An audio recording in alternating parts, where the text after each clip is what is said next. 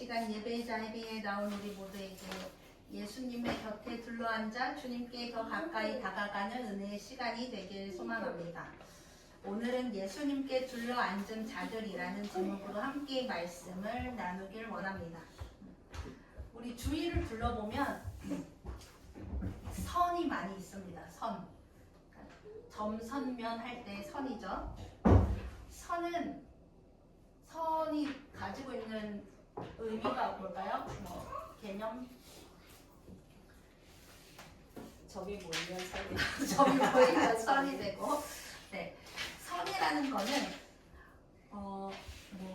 여기 끄트머리만 보면 천장과 벽의 경계를 표현을 하죠. 그러니까 선이 있으면은 여기와 여기가 구분이 되게 돼 있어요. 선이라는 것은 놀 때 선을 그어서 하는 놀이들이 많죠. 사방시계 알아요? 1, 2, 3, 4, 5, 6, 7, 8 써놓고서 깽깽이로 가서 돌아오는 거 알죠? 몰라. 몰라요? 근데 이제 깽깽이로 갈 때 선을 밟으면 어떻게 돼요? 죽어요. 아웃. 탈락이에요. 그래서 선은 그렇게 내 영역이라는 것을 표시하는 그런 역할을 하기도 하죠. 그리고 놀 때 니네 편, 내 편 이렇게 구분해서 선을 긋기도 해요. 그런데 놀이할 때도 선을 많이 활용해서 놀기도 하는데 사람들의 마음에도 보이지 않는 선이 많이 있습니다. 우리 가족, 니네 가족 선을 긋는 거죠. 우리 교회, 쟤네 교회 선을 긋는 거예요. 나랑 친한 사람, 나랑 안 친한 사람 이렇게 선을 긋기도 합니다. 사람들은 생각하지 못하게 굉장히 많은 선을 그으면서 살아가고 있어요. 근데 이렇게 선을 긋고 편을 가르는 것은 사실은 우리 스스로를 좀 보호하는 방법 중에 하나이기 때문에 많은 사람들이 마음의 선, 구분을 그으며 살아갑니다. 왜냐하면 선을 그으면 선 밖에 있는 사람은 다른 편이지만 선 안에 있는 사람은 누구 편이에요? 내 편, 우리 편이 되기 때문에 나를 보호하는 방법으로 선을 그으면서 살아가기도 합니다. 그러면 가족들은 내 편일까요? 가족들은 내 편이에요? 네. 가족들은 내 편이라고 보통 생각하죠. 내가 소중하게 생각하는 친구가 있어요. 그 친구는 정말 내가 힘들 때 어려울 때 나의 편이 되어줄까요? 내 편인가요? 몰라요. 친구가 있어요. 친구가 엄마 친구가 있어요. 내 편이라고 생각하는 가족, 친구들이 나를 미워하고 의심하고 나를 오해한다고 생각하면 어떤 마음이 들 것 같아요? 믿었어. 근데 그 친구가 결국에 내 편이 아니야. 그러면 속이 상하겠죠? 많이 실망감을 가지게 될 거예요. 왜요? 최근에 경험담이신 건가요? 제 친구들은 좋아요. 마가복음 3장에서 예수님에게 가족들이 찾아옵니다. 그런데 가족이라는 것은 선 안에 있는 사람들일까요? 선 밖에 있는 사람들일까요? 선 안에 있는 사람들이에요. 근데 오늘 본문에 보면은 이상한 상황을 볼 수 있어요. 예수님이 계신데 가족들이 왔어요. 가까이 예수님께 와도 무리가 없는 사람들인데 말씀에 보면 바깥에 서서 사람들을 시켜서 예수님을 부르는 것이었습니다. 왜 그랬을까요? 이 가족들은 21절에 보면 예수의 가족들이 예수가 미쳤다는 소문을 듣고서 그를 잡으러 나섰다 라고 기록되어 있어요. 가족이지만 예수님을 믿지 못하고 기이한 일을 행한대 라면서 의심하고 사람들이 저 예수 미쳤다라는 소문만 듣고 예수님을 붙잡으러 온 상황이었던 거예요. 가족이라면 한 집에 같이 있어야 하고 곁에 있어야 했던 가족들이 예수님의 가족들은 그 선 바깥에서 거리가 먼 상태에서 있었다는 거예요. 우리는 가족인가요? 흘려보내는 교회 안에서 가족이죠. 네, 맞아요. 교회라는 공동체 안에서 우리 한 가족이고 우리 많이 얘기하죠. 하나님을 믿는 사람들은 주님 안에서 한 가족이라고 했어요. 그래서 우리는 이렇게 가까이 한 집 안에 머물러 있죠. 한 교회 안에 머물러 있죠.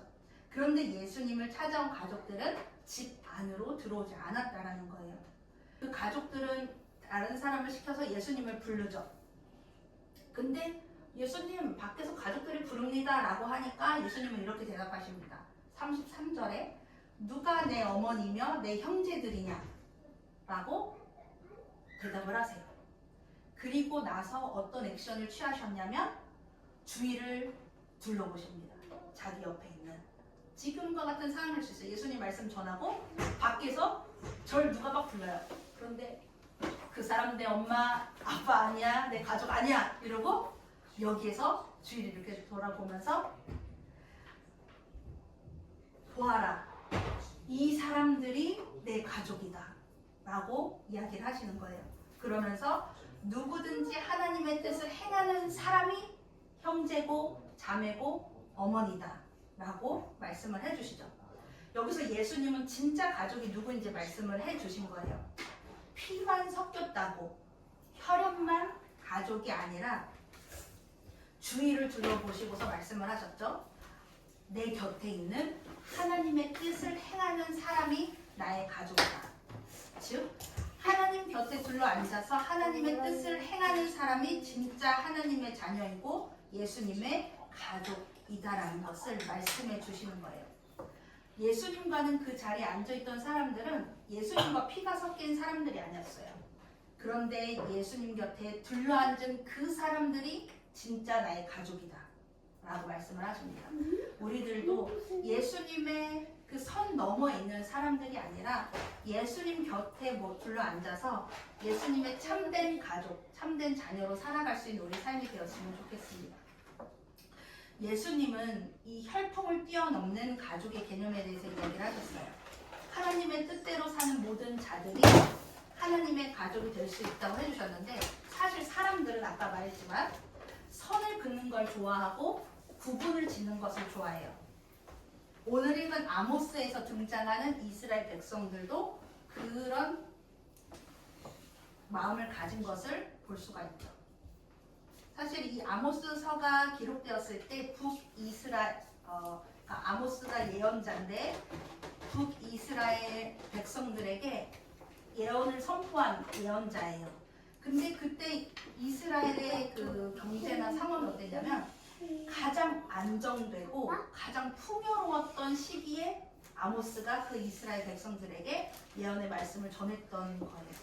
이스라엘 백성들이 우리나라 되게 잘 되고 경제적으로 막 부상하고 있으니까 그들이 가지고 있었던 하나님에게 우리는 특별하게 선택받은 민족이야라는 그 마음이 더 강해졌어요. 왜냐?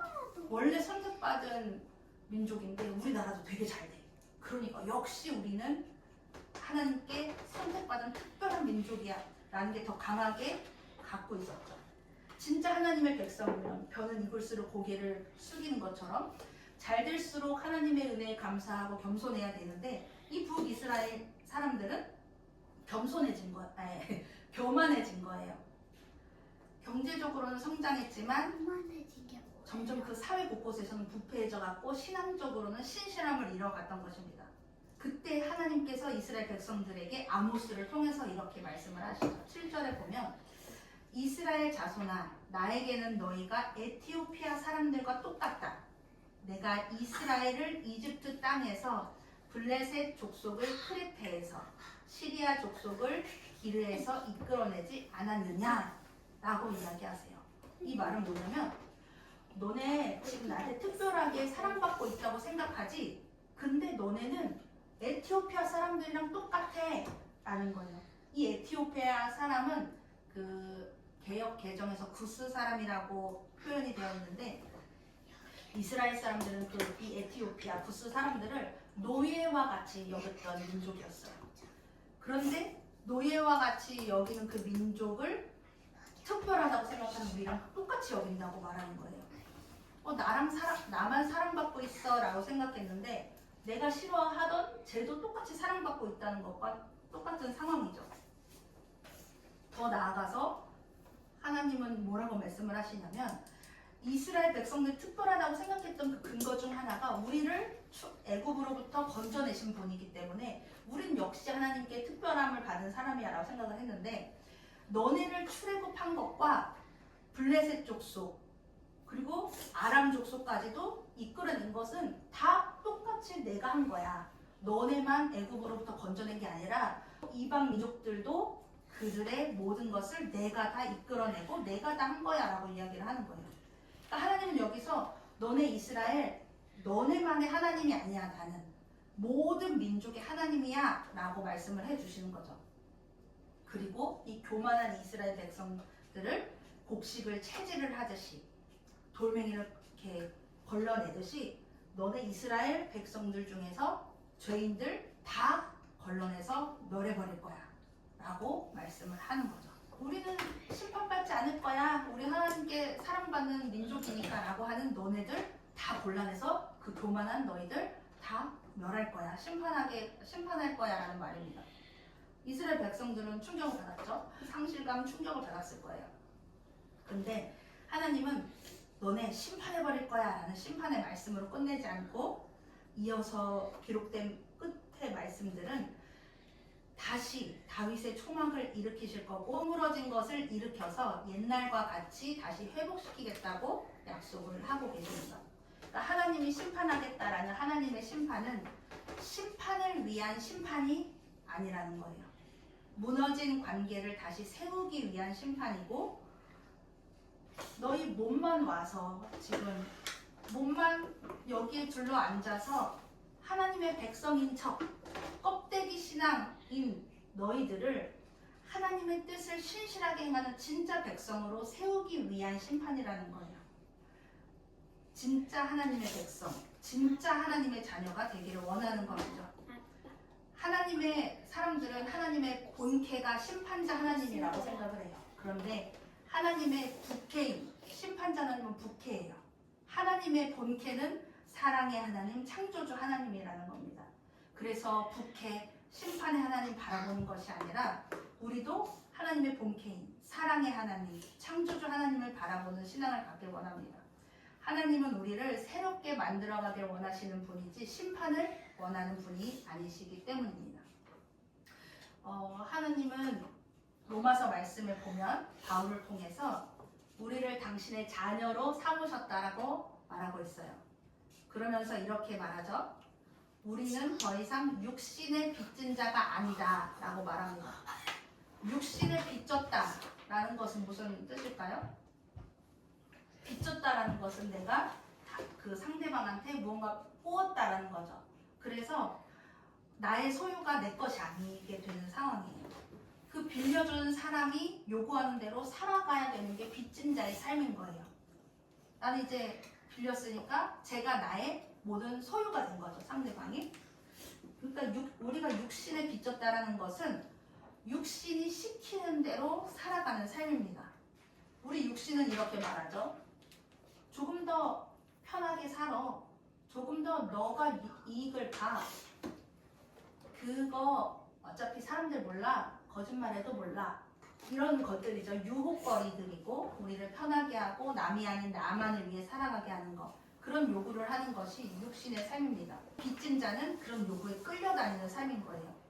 그런데 바울은 얘기하죠. 우리는 더 이상 육신에 빚진 사람들이 아니라고 말합니다. 왜냐하면 하나님께서 우리를 그리스도를 통해서 피로 사셔서 육신의 주인에게 속한 것이 아니라 하나님의 자녀로 다시 삼으셨기 때문이에요. 그래서 우리는 성령을 받았고 이제 하나님을 두려움으로 하나님을 부르는 사람들이 아니라 이제 하나님을 뭐라고 부를 수 있게 됐죠? 아빠, 아버지라고 부를 수 있는 하나님의 자녀가 되었다라는 거예요. 이제 우리 삶은 육신에 끌려다니는 삶이 아니라 성령의 인도하심을 따라 살게 된 것입니다. 그런데 하나님이 우리에게 주실 성령을 따라 사는 삶을 살면 평안하고 행복하면 좋은데 때로는 고난이 찾아와요. 예수님을 믿으시니 형통하신가요? 어쩌면 짊어져야 되는 고난이 더 많아요.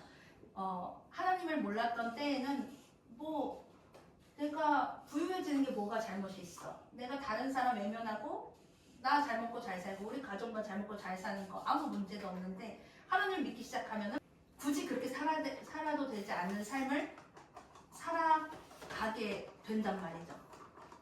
그것이 고난으로 찾아올 수도 있고. 근데 우리가 하나님을 믿음으로 인해서 성령을 따라 사는 삶에서 당하는 고난은 우리가 진짜 하나님의 자녀로 살아가고 있다는 증거입니다. 이제 말씀을 마무리할 텐데요. 예수님은 혈통이 아니라 예수님 주위에 둘러앉아 하나님의 뜻을 행하는 사람이 당신의 가족이라고 말씀을 하셨습니다. 우리도 예수님 곁에 둘러앉은 자들이 되어서 하나님의 뜻을 구하고 하나님의 뜻대로 살아가는 진짜 하나님의 가족이 되기를 소망합니다. 그리고 아모스를 통해서 하나님은요, 이스라엘만의 하나님이 아니라 모든 민족의 하나님이심을 드러내셨어요. 무너진 것을 다시 세우시겠다고 약속하셨습니다. 우리도 우리 마음 가운데 나만이 하나님께 축복받은 사람이야 라는 그런 교만함이 있다면 그 교만함에서 벗어나서 모든 영혼, 모든 민족을 사랑하시고 살리시는 하나님을 바라볼 줄 아는 하나님을 품은 진짜 하나님의 자녀로 살기를 소망합니다. 마지막 로마서에서 바울은 말했죠. 우리는 더 이상 육신에 빚진 자가 아니라 성령의 인도하심을 따라 살아가는 하나님의 자녀라고 말했습니다. 이번 한 주도 우리가 성령의 인도하심을 따라 하나님의 뜻을 살아내는 참된 하나님의 자녀로 살아가는 우리가 되기를 소망합니다.